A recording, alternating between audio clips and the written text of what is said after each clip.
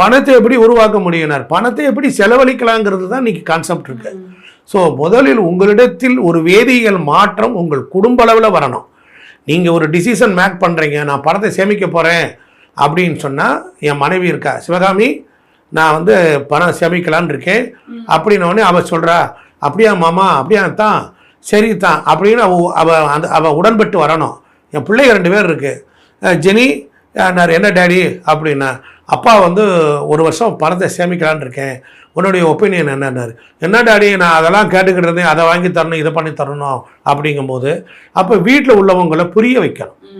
பணத்தின் தேவையும் பணத்தை சேமிப்பதினால் அது கிடைக்கக்கூடிய ஒரு சோசியல் ஒரு ப்ரெஸ்டீஜ் மாத்திரம் இல்லை, நமக்குள்ளரையே எப்படி கான்ஃபிடென்டல் சப்போர்ட்டிங் எனர்ஜி நமக்கு கேதர் ஆகிடும். அப்போ போல் வீட்டில் உள்ளவங்களை புரிய வைக்கணும். நீங்கள் ஒரு உதாரணம் சொல்லுவாங்க, ஒரு கோவிலுக்கு நான் ஒரு சாமிக்கு விரதம் இருக்கிறேன்னா, ஒரு மனைவி விரதம் இருக்கிறா அப்படின்னா, கணவனிடத்தில் உத்தரவு கேட்காமல விரதம் இருந்தாலே அது பலிக்காது. பல பேருக்கு இது தெரியறது இல்லை. கணவன் மனைவி 2 பேரும் சேர்ந்து போனால் தான், கோவிலுக்கு போனால் தான் புண்ணிய பலன்னு உண்டு, அப்படி வச்சுருக்காங்க. அதே போல் பிள்ளைகள்லாம் செலவழிக்கிற நிலையில் இருந்து, அதுக்கப்புறம் மேலும் மனைவியும் செலவழிக்கிற நிலையில் இருந்து கணவனார் மாத்திரம் கத்திக்கிட்டு இருந்தால் பிரயோஜனம் இல்லை. ஒருவேளை ஆமாம், முந்தி ஒரு ஆள் சம்பாதிச்சா 4 பேர் இருந்தான், ஒரு ஆள் சம்பாதிச்சா 10 பேர் சாப்பிட்டா, ஆனால் அந்த குடும்பம் தண்ணீர் வரைஞ்சிச்சு. இன்றைக்கி 4 பேர் சாப்பிட்றான், அவன் சம்பாதிச்ச பணத்தை அவன் செலவழிச்சிடறான். ஸோ அதனால் அந்த அப்போ ஆல் ஆர் அண்டர், அதாவது எப்படி சொல்லுவாங்க அப்படின்னா, ஆல் ஆர் அண்டர் ஒன் ரூஃப்னு சொல்லுவாங்க. எல்லோரும் ஒரு நிலை கீழே வரணும். அப்போ முதல் விதி பண ஈர்ப்பு விதிகள். முதல்ல பணத்தை வாங்கும் பொழுது நல்ல எண்ணங்கள், நல்ல சொற்கள் இவைகளை சொல்லி வாங்கணும். நாம் கொடுக்கும் பொழுதும் நாம் வாங்கும் பொழுதும் அந்த பணத்துக்கு ரெஸ்பெக்ட் கொடுக்கணும். கிட்டத்தட்ட ஏதோ ஒரு மலர்ச்சி. ஆமாம், இப்போ பணத்தை நம்ம வாங்குகிறோம், மாதானா ஒரு 28,000 வாங்குகிறோம், ஒரு 20,000 ரூபா வாங்குகிறோம்.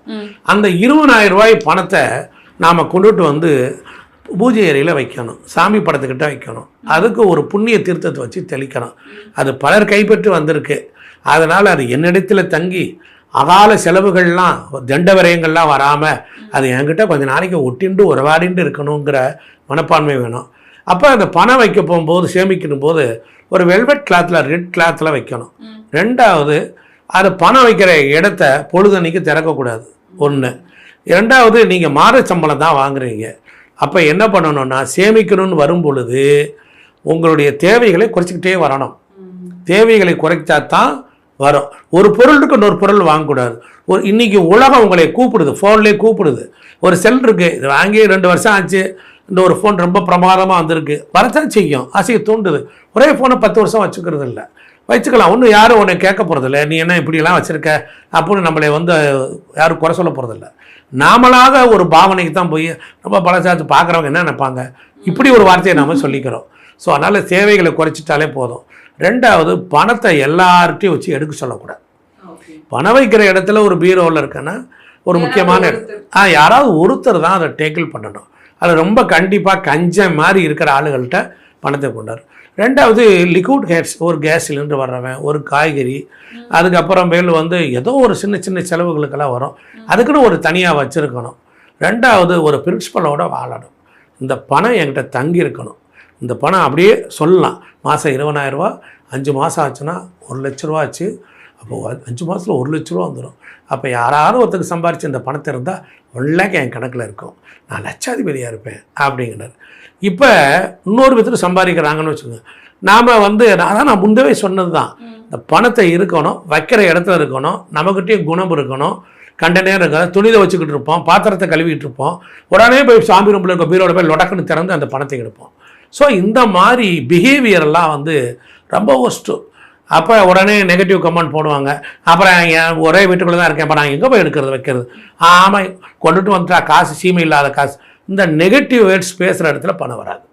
ஆமாம், பணம் ஒட்டுறது தான் ஒட்டும், பணக்காரன்கிட்ட சொர்க்கத்துக்கே போக மாட்டான், அவன் நரகத்துக்கு தான் போவான் அப்படின்னு பணத்தை பற்றி கொச்சையாக நாமளாக திங்க் பண்ணுறது. பணக்காரர்களை திட்டக்கூடாது, ரிச் கிளாஸ் பீப்புளை திட்டக்கூடாது. நல்லா கவனிக்கணும். நல்ல ஐஸ்வர்யமாக இருக்காங்களா அவங்கள பார்த்தா ஒரு மகாலட்சுமி, ஒரு ஆணாக இருந்தால் மகாலட்சுமி மாதிரி இருக்கு. அதே போல் என்ன செய்யணும்னா, நம்ம உடம்புல துர்வாடை இல்லாமல் இருக்கணும், நம்ம வீட்டுக்குள்ளேயும் துர்வாடை இல்லாமல் இருக்கணும். அப்படி இருந்தால் லட்சுமி கொஞ்சம் லேசாக இவங்கிட்ட கொஞ்ச நாள் வாழலான்னு நினச்சி வருவாள்.